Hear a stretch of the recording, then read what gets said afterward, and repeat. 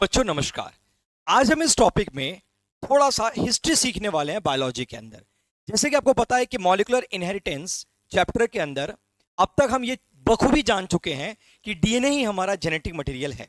बल्कि सिर्फ यही नहीं जानते, हम ये भी जानते हैं कि डीएनए दिखता कैसा है, डीएनए होता कहाँ पे है, डीएनए की पैकेजिंग किस तरीके से की जाती है, डीएनए का हेलिकल मॉडल किस तरीके का है, वो तमाम चीजों को हमने सीख लिया है। फिर इस टॉपिक की क्या आवश्यकता है? तो बच्चा ये कहानी है 20वीं सदी की, मतलब 20th सेंचुरी, अराउंड 1900 की घटनाएं हैं यहाँ पे। तो इसकी क्या आवश्यकता है सर? तो बच्चा, किसी ने बहुत अच्छी बात कही है कि जब आप किसी चीज के प्रेजेंट को समझना चाहते हो ना, तो आपको थोड़ा सा उसके पास्ट की गहराई में जाना पड़ेगा, तब आपको समझ में आएगा कि आज वो चीज कैसे हो रहा है। तो आखिर कोई तो वो वक्त रहा होगा जहां पे ये चीज साबित हुआ होगा या प्रूफ हुआ होगा या फिर लोगों ने माना होगा कि हाँ, डीएनए ही हमारा जेनेटिक मटेरियल है। क्योंकि हमारे बॉडी में बहुत सारे बायोमोलिक्यूल्स हैं, कार्बोहाइड्रेट है, हमारे बॉडी में प्रोटीन है, हमारे बॉडी में फैट लिपिड्स हैं, इतने सारे अलग अलग बायोमोलिक्यूल्स हैं। तो उन बायोमोलिक्यूल्स में डीएनए ही हमारा जेनेटिक मटेरियल है। आखिर ये बात कैसे साबित हुई होगी? तो बच्चा 15 मिनट से लेके 20 मिनट तक के बीच का ये लेक्चर जाने वाला है। प्लीज उसको स्किप मत करिएगा, आप इंटू 2 की स्पीड में देख लेना। बेशक आपको मेरी वॉइस वोकल इतनी क्रिस्टल क्लियर फील होगी कि आपको कोई प्रॉब्लम फील नहीं होगा, आप देख सकते हो। तो चलो इसको समझते हैं। ये कहीं ना कहीं फ्लैशबैक टॉपिक है, हिस्ट्री टॉपिक है। तो मैं पहली एक चीज बताने वाला हूं कि ये एक फ्लैशबैक टॉपिक है। मतलब आप सब कुछ जानते हुए भी ये जानना चाहते हो कि आखिर वो चीज आया कैसे। और ये फ्लैशबैक लगभग कौन सी ईयर की है? तो ये 20th सेंचुरी की कहानी है। चाहे आप हिंदी मीडियम के बच्चे हो, चाहे आप अंग्रेजी मीडियम के बच्चे हो, ठीक है, आप बिहार बोर्ड के बच्चे हो, चाहे सीबीएसई के हो, चाहे आप नीट के एस्पिरेंट हो, आप सबके लिए टॉपिक इंपॉर्टेंट है और आप सब फॉलो कर सकते हो। क्योंकि मैं प्रॉपर ना टिपिकल इंग्लिश यूज करता हूं, हिंदी और अंग्रेजी का मिश्रण यूज करता हूं। हर तरह के बच्चों को बिल्कुल आसानी से समझ में आएगा। तो बच्चा, सबसे पहले उस वक्त पे 20वीं सदी में एक सवाल उठा लोगों के मन में कि आखिर कौन है वो जो हमारे इंफॉर्मेशंस को कैरी करता है एक जनरेशन से दूसरे जनरेशन में, मतलब पिता से बच्चों में आखिर कौन है, मां से बच्चों में आखिर कौन है जो हमारे सारे इंफॉर्मेशंस को कैरी करके एक जनरेशन से दूसरे जनरेशन में लेके जाता है। तो इसका जवाब देने के लिए 3 व्यक्तियों ने अलग अलग एक्सपेरिमेंट अटेम्प्ट करे। हालांकि 3 व्यक्ति नहीं, 3 अलग अलग एक्सपेरिमेंट अटेम्प्ट किए गए। पहला एक्सपेरिमेंट था ग्रिफिथ एक्सपेरिमेंट, जो कि 1928 में आया था। 1928 में सबसे पहला अटेम्प्ट इसी एक्सपेरिमेंट के थ्रू था। दूसरा है एमएमए एक्सपेरिमेंट। एमएमए, इसको शॉर्ट फॉर्म में ना एमएमए बोलता हूं। एमएमए का जिसका मतलब मिक्स मार्शल आर्ट, आप जानते ही होंगे, क्योंकि एम का मतलब मैक्लोइड, मैकार्थी और एवरी से संबंधित है। तो मैंने इसका ट्रिक बना दिया एमएमए एक्सपेरिमेंट। ये एक्सपेरिमेंट आया था बच्चा 1944 के अंदर। और तीसरा एक्सपेरिमेंट है 1992 में आया था, जो कि है आपके माफ कीजिएगा 52 में आया था, जो कि था हर्जी एंड चेस का एक्सपेरिमेंट। ठीक, अब देखिए, हालांकि इनमें से सबसे जो सटीक एक्सपेरिमेंट था और जो फाइनल प्रूफ जो था वो हर्जी एंड चेस के थ्रू आया था। इन्होंने ही फाइनली प्रूफ कर दिया कि हाँ भाई, डीएनए ही हमारा जेनेटिक मटेरियल है। बहुत हद तक एमएमए ने भी एक्सपेरिमेंटली प्रूफ कर दिया था, लेकिन कुछ कसर रह गई थी और बची कुछ ही कसर को इन भाई साहब ने पूरी तरीके से पूरा कर दिया और साबित कर दिया जो साबित करना था उस वक्त पे। और एमएमए का एक्सपेरिमेंट बहुत हद तक जो था ग्रिफिथ एक्सपेरिमेंट से इंस्पायर था, इन्हीं से संबंधित एक्सपेरिमेंट था। तो सब हम लोग जब एक्सपेरिमेंट सीखेंगे तब अच्छे से समझ में आएगा। हालांकि मेरे इस लेक्चर में मैं सिर्फ ग्रिफिथ को टारगेट कर रहा हूं, मैं ग्रिफिथ को समझने की कोशिश करूंगा।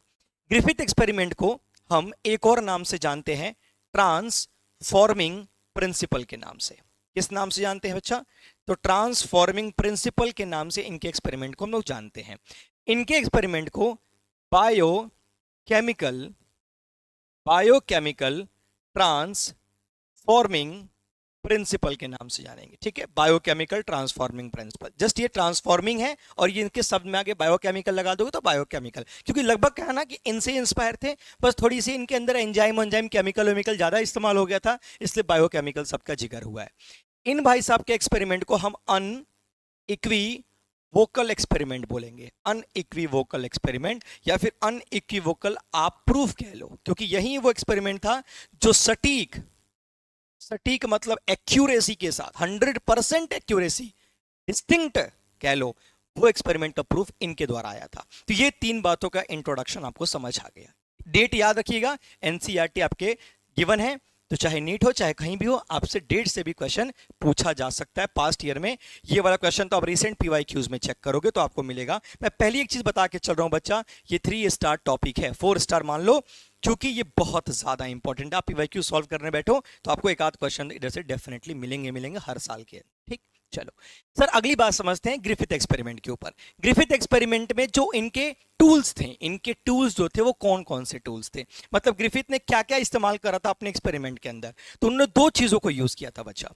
एक इधर आप साफ साफ एक चूहा देख रहे हो, हालांकि ये चूहा नहीं है, ये चूहिया है। ठीक है, तो यहां पे जो पहला टूल इस्तेमाल हुआ था वो थी एक चूहिया जिसका नाम माइस, ठीक है, माइस बोला गया। दूसरा जो चीज इस्तेमाल किया गया वो एक बैक्टीरिया था, बड़ी ही खास किस्म का बैक्टीरिया। इस बैक्टीरिया का नाम था स्ट्रेप्टोकोकस निमोनिए, स्ट्रेप्टोकोकस निमोनिए। तो ये इस बैक्टीरिया का नाम था, स्ट्रेप्टोकोकस निमोनिए। ये वही बैक्टीरिया है जो मैमल्स के अंदर निमोनिया कॉज करता है, मैमल्स के अंदर न्यूमोनिया कॉज करता है। ठीक, ये आप लोग जानते हैं, मैमल्स के अंदर न्यूमोनिया कॉज करता है, इसीलिए इसको न्यूमोकोकस बैक्टीरिया भी हम लोग बोलते हैं। Pneumococcus bacteria. न्यूमो वर्ड का मतलब वही निमोनिया से संबंधित, और कोकस जो कि बैक्टीरिया का एक शेप होता है, गोल गोल आकार का, स्फेरिकल आकार का जो शेप है ना, इस वजह से उसको कोकस शब्द से हमने बोला। ठीक है, यहाँ पे किताबों में डिप्लोकोकस भी मेंशन्ड है। ये सब शेप के आधार पे है ना, जैसे गोल शेप है तो कोकस बोला, अगर चेन में है तो स्टेप्टो बोला, दो के चेन में है तो उसको डिप्लो बोल दिया, एक है तो मोनोकोकस बोल दिया। ठीक है, न्यूमोकोकस इसलिए बोला कि स्पेसिफिकली निमोनिया कॉज करता है, इसलिए न्यूमोकोकस का जिक्र हुआ यहाँ पे। तो प्लीज कंफ्यूज मत होइएगा, सब नाम एक ही चीज को बताने वाले हैं यहाँ पे। ठीक है, दूसरी चीज सर, ये जो बैक्टीरिया है ना, ये निमोनिया कॉज करता है। और निमोनिया बेसिकली क्या है, एक लंग्स के अंदर डिसऑर्डर है, डिजीज है, जिसमें लंग्स के अंदर प्रेजेंट एल्वियोलाई के अंदर एरोसोल जमा हो जाता है। अब ये एरोसोल क्या है गुरुजी, तो एरोसोल का अर्थ होता है जो हमारा फेफड़ा है ना, फेफड़े के अंदर एल्वियोलाई प्रेजेंट होता है। उस एल्वियोलाई का जो मुख्य काम होता है वो गैसियस एक्सचेंज, मतलब हम जो भी सांस ले रहे हैं वो जो सांस लेंगे वो एल्वियोलाई में पहुंचेगा, फिर एल्वियोलाई उस सांस को खून में भेजता है, गैस का एक्सचेंज करता है। O2 जो भी हम लेंगे खून में जाएगा और खून का CO2 उसी एल्वियोलाई के रास्ते बाहर आता है। तो गैसियस एक्सचेंज डिफ्यूजन के लिए जो है वो रिस्पॉन्सिबल है। लेकिन अगर उस चैम्बर में गैस के जगह पे पानी की बूंदे आ जाए, ड्रॉपलेट्स आ जाए, फ्लूइड फिल्ड हो जाए, तो ऐसे में एरोसोल जमा हो जाएगा। आप सरफेस केमिस्ट्री जब पढ़ोगे ना केमिस्ट्री में, तो फिजिकल केमिस्ट्री में, तो आपको वहां पे डिस्पर्स मीडियम और डिस्पर्स फेज नामक दो शब्द पढ़ाए जाएंगे।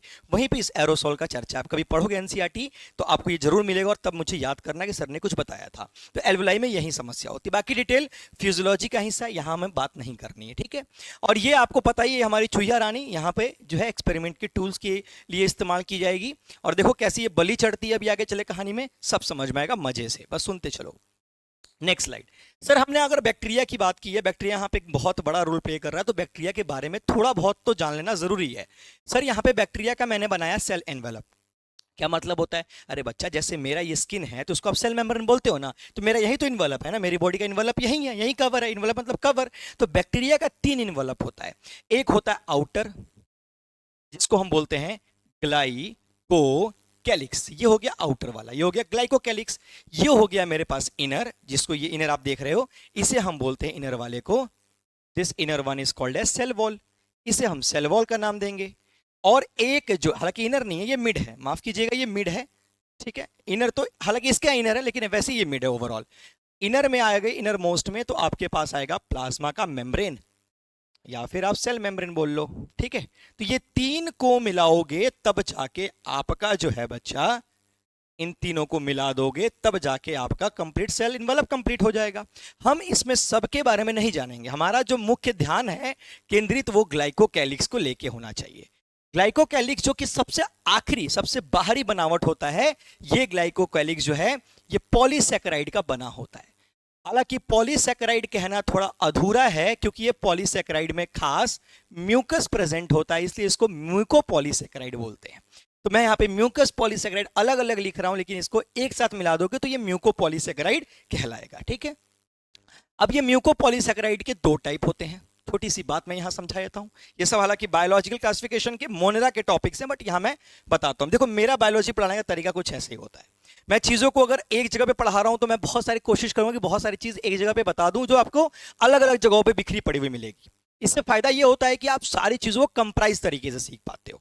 ठीक है, एक ही लेक्चर में बहुत सारी चीजों का कॉन्सेप्ट क्लियर हो जाएगा, इसलिए तो फायदेमंद होगा ना, अलग अलग जगह पढ़ो, एक जगह पढ़ लो यार, करता हूं। ठीक है, चलो अब सर मैंने कहा कि 2 हिस्से में बटे हैं, एक हिस्से को हम बोलते हैं बच्चा कैप्सूल का हिस्सा, ठीक है। दो टाइप का हो सकता है, मतलब म्यूकोपॉलीसेकेराइड दो टाइप का हो सकता है, टाइप बताना है मेरे को, है ना। मैं यहाँ लिख देता हूँ टाइप। तो दो टाइप का म्यूकोपॉलीसेकेराइड संभव है, एक कैप्सूल हो सकता है और एक हो सकता है स्लिमी लेयर, ठीक है, स्लिमी लेयर। अब देखो बच्चा, अगर मैं कैप्सूल की बात करूं तो कैप्सूल कैसा होगा सर दिखने में? तो कैप्सूल जो होता है सर वो थिक होता है, बहुत ही मोटा होगा, ठीक है, थिक होगा। और स्लिमी लेयर कैसा होगा बच्चा? तो स्लिमी लेयर जो है वो थिन होगा, ये थिक होगा, ये थिन होगा, ठीक है। ये हार्ड होता है, कहीं ना कहीं कैप्सूल जो होता है ना कंपैरेटिवली हार्ड होता है, रिजिड होता है, और ये थोड़ा सा लूज होगा। अब जैसे नाम में दिख रहा है स्लिमी, स्लिमी चिपचिपा, बहुत ही सॉफ्ट सॉफ्ट, तो ये लूज होगा और ये कैसा होगा? हार्ड होगा। ये कैप्सूल जो है ये रिस्पॉन्सिबल होगा पैथोजेनिसिटी के लिए, पैथोजेनिसिटी के लिए रिस्पॉन्सिबल होगा। मतलब यह यही है जो इन्फेक्शन करवाता है। मतलब बैक्टीरिया में अगर इन्फेक्शन कहीं से हो रहा है तो ग्लाइकोकैलिक्स के ऊपर प्रेजेंट कैप्सूल की वजह से हो रहा है। तो अगर आपने किसी तरीके से कैप्सूल को हटा दिया तो आप उस बैक्टीरिया को नॉन इन्फेक्शियस कर सकते हो। वैक्सीनेशन वगैरह का जब टेक्निक पढ़ाऊंगा तो वहां पे इसी तरीके से बैक्टीरिया जो होता है उसको इसी तरीके से डैमेज किया जाता है, उससे कैप्सूल को डैमेज करके बैक्टीरिया को कमजोर कर दिया जाता है। तो कैप्सूल ही सारा खेल बिगाड़ता है, एंटीबॉडी से जो है छुपा के रखता है। मतलब आपके बॉडी में एंटीबॉडी जो आपके सैनिक है ना बॉडी के, वो बैक्टीरिया को मारने जाते हैं लेकिन मार नहीं पाते हैं, क्योंकि यही वो कैप्सूल है जो छुपा के रखता है। इसीलिए कैप्सूल ही होने के कारण है, मैं यहां ले लेता हूं, यह हाइड करता है, हाइड फ्रॉम एंटीबॉडी। यही वो है जो एंटीबॉडी से छुपा देता है। और ये वाला बैक्टीरिया इस तरीके जिसमें कैप्सूल पाया जाता है वो पैथोजेनिक हो जाता है। वो क्या हो जाता है बच्चा? पैथोजेनिक हो जाता है इसी कैप्सूल की वजह से। देखो कैप्सूल कितना बड़ा खेल है, समझ रहे हो आप? ठीक है, बहुत बढ़िया। तो यहाँ पे ये कहानी समझ में आ गई। अच्छा, स्लिमी लेयर से पैथोजेनिटी का कोई संबंध नहीं है तो उसको आप इग्नोर कर सकते हो। ये थोड़ी सी बात मुझे बतानी थी, वो मैंने बता दी आपको। ठीक, आगे आते हैं। अब आते हैं सर बैक्टीरिया के स्ट्रेन के ऊपर। देखो स्ट्रेन क्या होता है बच्चा, अगर आप टैक्सोनॉमिक हिरार्की अच्छे से जानते हो तो 7 टैक्सोनॉमिक हिरार्की है हमारे पास: kingdom, phylum, class, order, family, genus and species. Species से नीचे वाला एक जो है हिरार्की है, इसको हम बोलते हैं स्ट्रेन। और ये स्ट्रेन शब्द जो है ये बेसिकली माइक्रोब्स में इस्तेमाल होता है, माइक्रोब्स के लिए इस्तेमाल होता है, ठीक है। माइक्रोब्स मतलब बैक्टीरिया, माइक्रोब्स जो जितने प्रोटोजोअन्स, इन सब के लिए इस्तेमाल होता है। आपको पता है ग्रिफिथ जो थे वो बैक्टीरियोलॉजिस्ट थे, मतलब उनका सारा का सारा एक्सपेरिमेंट, सारा का सारा कंक्लूजन था बैक्टीरिया से संबंधित था। उनको बैक्टीरिया में बड़ी इंटरेस्ट था, जीवन ही उनको बैक्टीरिया में निकालना पड़ा था, बैक्टीरिया के साथ। तो बैक्टीरियल स्ट्रेन यूज किया। तो जो स्ट्रेप्टोकोकस निमोनिया है ना, उसके दो तरह की स्ट्रेन देखी जा सकती है, दो तरह की स्ट्रेन, दो टाइप की स्ट्रेन हो सकती है। या तो वो आर स्ट्रेन हो सकता है, दो टाइप, यहां टाइप बता रहा हूं, आर स्ट्रेन हो सकता है, मैं यहां पे लेता हूं टाइप। या फिर वो एस स्ट्रेन हो सकता है। अगर आपको बायोटेक आपको थोड़ा भी आता हो तो वहां पे स्ट्रेन पढ़ाया जाता है आपको। इको R1 हो गया, बैम H1 हो गया, हिंद 3 हो गया, ठीक है, साल 1 हो गया।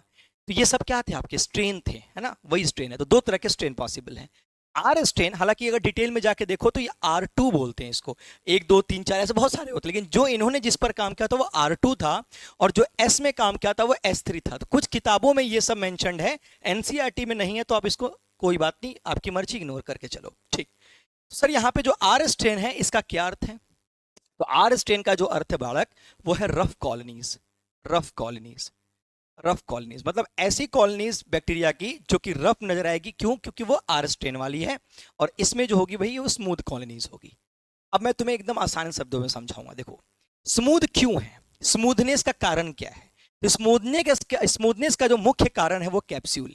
तो अगर बैक्टीरिया में कैप्सूल प्रेजेंट होगा तो वो संभवतः एस स्ट्रेन का बैक्टीरिया होगा, कैप्सूल होगा, क्योंकि कैप्सूल की वजह से वो स्मूथनेस आएगा, वो चिकनापन आएगा। तो मैं लिख देता हूं यहां पे जो चिकनापन आएगा, चिकना, वो चिकना समझते हो ना, चिकना एकदम स्मूथ स्मूथ है।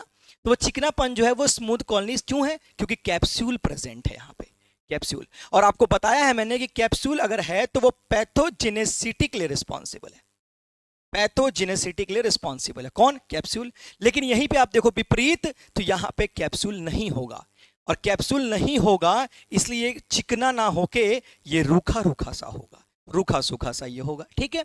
और यहां पे पैथोजेनेसिटी नहीं होगी, पैथोजेनेसिटी नहीं होगी, यहां पैथोजेनेसिटी देखने को नहीं मिलेगी, वहां मिलेगी, यहां नहीं मिलेगी देखने को, ठीक है। ये ध्यान रखेंगे। तो इस हिसाब से सर ये तो खतरनाक है ही नहीं, तो ये नॉन वायरुलेंट हो जाएगा, नॉन वायरुलेंट, ये खतरनाक नहीं है, ये बहुत सेफ है, ये किसी भी मैमल को कोई बीमारी नहीं पहुंचाएगा, तो ये सेफ हो गया। लेकिन यहां पे इसको देखो तो ये वायरुलेंट हो जाएगा। वायरुलेंट, आप अगर ये वायरुलेंट वर्ड आपको नया लग रहा है ना, तो वायलेंट वर्ड तो जानते हो पहले से, तो वायलेंट को ही वायरुलेंट समझ लो। वायलेंट वैसे सोशली हम ये शब्द इस्तेमाल करते हैं, बायोलॉजी में उसको वायरुलेंट की तरह इस्तेमाल करते हैं, खूंखार, हिंसक, खतरनाक, है ना, ऐसे याद कर सकते हो। तो ये कुछ आपके डिफरेंसेस हैं जो आपको दिमाग में लेके चलना है दो स्ट्रेन्स को लेके, ठीक, बहुत बढ़िया। आगे देखते हैं। अरे सर ये तो चुहिया है हमारी, है ना, ये तो चुहिया है, तो माउस मत लिख देना, माइस दिया हुआ है तो माइस ही लिखोगे, ध्यान रखना है इस चीज। अगर इस चुहिया को डिटेल में देखो सर तो चुहिया है, अच्छा इस चुहिया है या चूहा है, ये देखने से तो समझ में नहीं आ रहा है, कैसे करूं, फिर क्या करूं, एक काम करता हूं, चुहिया है ना तो इसको एक काम करते हैं, इसका ये कान है, कान के पास बाल है तो बाल के बगल में फूल लगा देते, ठीक है, ये लो फूल। हम्म, अब तो प्रॉपर लग रही है ना फीमेल, अच्छा थोड़ा सा चलो एक काम कर, तो लिपस्टिक लगा देता हूँ, अब तो प्रॉपर दिख रही है ना, चुहिया है, बहुत बढ़िया। तो ये चुहिया अपने, अब देखो भाई चुहिया के साथ क्या क्या खेला होने वाला है, खेला हो वो, कैसे खेला हो वो, तो ध्यान से देखो, ये माइस थी, माइस को क्या किया ग्रिफिथ ने, टूल्स बताया था ना, दो टूल्स, बैक्टीरिया और माइस, तो अब देखो क्या होने वाला, अब एक्सपेरिमेंट का हम फाइनल कंक्लूजन में पहुंचने वाले हैं। तो माइस के साथ क्या किया ग्रिफिथ ने, पहले तो आर स्ट्रेन से इसको ट्रीट कर दिया माइस को, मतलब माइस के अंदर आर स्ट्रेन डाला बैक्टीरिया का, ठीक है, ये जो है लिविंग आर स्ट्रेन डाल दिया, लिविंग माइस के अंदर डाल दिया, जैसे ही डाला अब बताओ माइस के साथ क्या होगा। अरे भाई आर स्ट्रेन तो नॉन वायरुलेंट था ना, आप देखो ना यार, आर स्ट्रेन क्या था, नॉन वायरुलेंट, सेफ था, कोई खतरा नहीं था, कोई पैथोजेनिसिटी नहीं थी, कोई जो है खतरनाक कैप्सूल था ही नहीं उसमें, तो सेफ हो गई भाई माइस, तो माइस हो गई बिल्कुल सेफ, माइस को कोई समस्या नहीं, माइस हो गई खुश, खुशम खुश, कोई दिक्कत नहीं माइस को, ठीक है, तो माइस यहाँ पे ओके हो गई, यहाँ माइस लिव हो गई, अलाइव हो गई, मतलब नहीं मरी, तो यहाँ माइस जी रही थी, जी रही थी, मैं जो जी रहा हूं वजह तुम हो, ठीक है, गाना सुना है ना आपने, मैं जो जी रहा हूँ वजह तुम हो, बस वही वजह है। अब देखो फिर से लिया माइस, अब की बार कुछ अलग करेंगे, कुछ अलग हटके करेंगे, क्या करेंगे देखो, हमने यहाँ पे आर स्ट्रेन लिया था, अब हम लेंगे एस स्ट्रेन, हम एस स्ट्रेन लेंगे, अगेन लिविंग लेंगे, अब आपको पता है एस स्ट्रेन, देखो पीछे देखो पहले क्या हुआ था भाई, खतरनाक था, पैथोजेनिक था, वायरुलेंट था, कैप्सूल प्रेजेंट था, तब तो खतरनाक है, माइस जो होगी वो मरेगी, गंदी वाली मौत मरेगी, मर गई, मर गई, मर गई, चला गया चांद कहाँ, आसमां को छोड़ के, ये तो मरी नहीं तो जिंदा दिखा रहे हो आप सर, हैं, जिंदा कैसे हो रही है सर ये, अरे नहीं भाई मर गई है, मरा हुआ दिखाना पड़ेगा क्या, ओ सर, चला गया चांद कहाँ आसमां को छोड़ के, देख लिया, जैसे एस स्टेन दिया खत्म, क्योंकि ये वायरुलेंट है बच्चा, वायरुलेंट।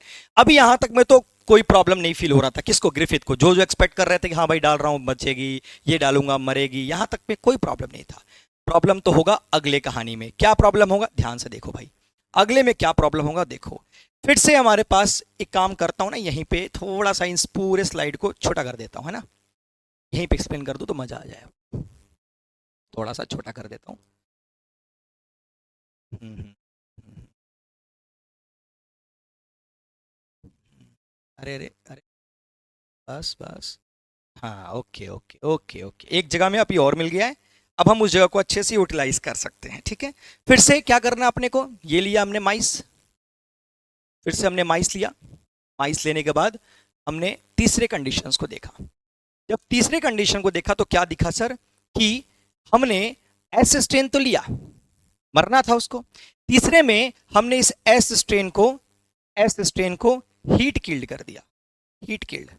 अब ये क्या है सर, हीट किल्ड कर, अरे हीट किल्ड का मतलब एस स्टेन को भून दिया, रोस्ट कर दिया, तल दिया, एकदम तोड़ दिया, खत्म कर दिया, भाई तल क्यों रहे हो, आग में क्या बैक्टीरिया का तो ऐसी तैसी होगा ना, खत्म हो गया, ये पूरा एस जो है बिखर गया, इसका प्रोटीन, इसका लिपिड, इसका कार्बोहाइड्रेट, इसका डीएनए वेने सब बिखर गया पूरी तरीके से, तो एस स्टेन तो खत्म हो गया ना यार हीट किल्ड के बाद। तो बताओ जरा इस बैक्टीरिया के साथ क्या, इस चुहिया के साथ क्या होगा, बताओ बताओ बताओ, तुम कॉमन सेंस से बताओ यार, कुछ नहीं होगा सर, बच जाएगी, क्यों बचेगी, अरे सर हीट किल्ड किया ना, अब खतरा है ही नहीं ना इसके अंदर, लो भैया बच गई, इस कंडीशन में ये जो थी माइस वो फिर से बच गई, तो यहां पे माइस अलाइव, यहां माइस अलाइव, यहां माइस डेड, यहां उल्टा हो गया, माइस भी डेड हो गया, उल्टा लिख दिया है क्योंकि मर गई ना, उल्टा हो गया, ठीक है, डेड, यहां माइस अलाइव। अब देखते हैं सर चौथे नंबर कंडीशन को, फिर से मुझे स्लाइड को थोड़ा छोटा करना पड़ेगा क्योंकि टेक्नोलॉजी है यार, तो इसको यूज कर सकते हैं ना अपन, करो सर थोड़ा छोटा करो सर, हो गया सर।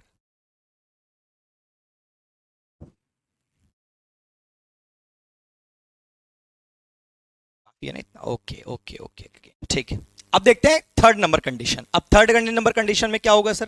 तो देखिए सर, थर्ड नंबर में फिर से मैंने इस माइस को पकड़ा, फिर से पकड़ा, और देखो यही वो कंडीशन है जहां पे ग्रिफिथ की जिंदगी बदल जाने वाली है, क्योंकि अब तक जो सोच रहे थे वो तो मिल रहा था, लेकिन तब तक जीवन में मजा नहीं आता जब तक कि आप सोचो कुछ और मिले आपको कुछ और। तो मजा नहीं आ रहा था, वो है ना मोदी जी का डायलॉग, मजा नहीं आ रहा है। मजा कैसे आएगा? देखो यहां पे एस स्ट्रेन तो लिया था, फिर से लिया क्या? एस स्ट्रेन, और वो कैसा लिया था? Heat killed. मतलब आप समझ रहे हो ना हीट किल्ड का मतलब? खत्म, तोड़ दिया भैया, स्ट्रेन में बिखेर दिया पूरा। अब की बार थोड़ा चेंज ये किया कि एस स्ट्रेन के साथ आर स्ट्रेन रख लिया। अब आपका दिल और आपका दिमाग बिल्कुल ये चिल्ला चिल्ला के कह रहा होगा सर सर चुहिया बच जाएगी, क्यों? एस स्ट्रेन तो खत्म ही किया आपने, उसको डैमेज ही किया है। आर तो घंटा पहले भी कुछ नहीं बिगाड़ रहा था, अब क्या बिगाड़ेगा? तो कुछ नहीं होना सर, माइस बचेगी, ऐसा आपको लग रहा है। और वही कह रहे हैं, जो आपको लगे सब चीज जीवन में आपके हिसाब से चल रहा है तो समझ लो कुछ तो गड़बड़ है बाबा, यहाँ गड़बड़ हो गया। माइस चल बसी, हाँ बिल्कुल आपने सही सुना, माइस जो थी वो यहाँ पे चल बसी, और चल बसी और साथ में ट्रॉमा में डाल दी। किसको? ट्रॉमा में डाल गई हमारे जो है ग्रिफिथ साहब को, ग्रिफिथ साहब को ट्रॉमा में डाल गई। अरे थोड़ा स्पेस का प्रॉब्लम हो रहा है, सॉरी माफ कीजिएगा। हाँ ये हमारे पास माइस चल बसी, और इस कंडीशन में माइस डेड, और इसी वजह से घबरा गया ग्रिफिथ। क्या हुआ यार, इसमें ऐसे क्यों मर गई चुईया, क्यों मरी, क्यों, क्या प्रॉब्लम था? और इस बात को वो बता नहीं पाए, एक्सप्लेन नहीं कर पाए, और चूंकि एक्सप्लेन नहीं कर पाए तो वो कह रहे थे पता है क्या, कि देखो एस स्ट्रेन तो नहीं मारा होगा, ये बात तो तय है, एस स्ट्रेन ने नहीं मारा होगा क्योंकि वो पहले से ही खत्म हो चुका है। कहीं ना कहीं हो ना हो इस आर ने खेला किया है। अब आर ने खेला कैसे किया है? तो आर को एस ने कुछ ना कुछ, आर को एस ने बहकाया, और आर जो है वो एस की तरह हो गया। इसको ऐसे कहानी की तरह समझ सकते हो। मान लेते हैं कि मूवीज में आपने कई बार देखा होगा कि एक बहुत बड़ा विलन होता है, वो हर किसी को गोली मार देता है, मार खत्म कर देता है उसको। एक बार क्या होता है, उसको लपेटे में आ जाता है, उस विलन को हीरो पकड़ता है, उसके दोनों हाथ पैर काट देता है, खत्म कर, मतलब पूरा कह लो बॉडी से अपाहिज कर देता है उसको। अब वो व्हील चेयर पे आ जाता है। अब वो जो विलन होता है वो किसी को हायर करता है कि उसके व्हील चेयर को लेकर घुमाता रहे उसको सब जगह। एक दिन क्या होता है कि उसी विलन को व्हील चेयर लेके घुमा रहा था एक बंदा जिसको उसने हायर किया था। वो बंदा बड़ी भोला, उस बंदे ने आज तक कभी मच्छर नहीं मारा था, और वही उसके व्हील चेयर को लेकर घुमा रहा था। एक दिन क्या होता है कि गार्डन में घूम रहे थे वो मेन विलन और उसका जो उसने हायर किया था वो बंदा, वही हीरो दिख गया सामने जिसने इसके दोनों हाथ पैर काटे थे। एकदम से ही चिल्लाया विलन, मेन विलन, अरे यार यही है, इसी को, यही है हाथ, चूंकि मैं तो हाथ दिखा रहा हूं, उसके तो हाथ थे नहीं। वो चिल्ला रहा है कि यही है वो, यही है वो, ऐसे ऐसे, यही है वो, यही है जिसने मुझे मारा था, मेरे दोनों हाथ पैर काट दिए थे, मार मार तू इसको, मार मार ना, ऐसे चिल्ला रहा है। अब पीछे उसने तो आज तक कभी यार मच्छर नहीं मारा, वो कैसे मारता, लेकिन इसके चिल्लाने पे इसके अंदर से वो जोश भर दिया, मार मार बंदूक निकाल, मार। पीछे वाला बंदूक निकालता है, अब दुनिया ने क्या सोचा कि इस बंदे को मारने वाला कौन है, वो हीरो कौन मारा होगा? ये तो मार नहीं सकता, इसके दोनों हाथ पैर तो है नहीं, अब मुंह से गोली थोड़ी चलाएगा, इसने तो मारा नहीं होगा।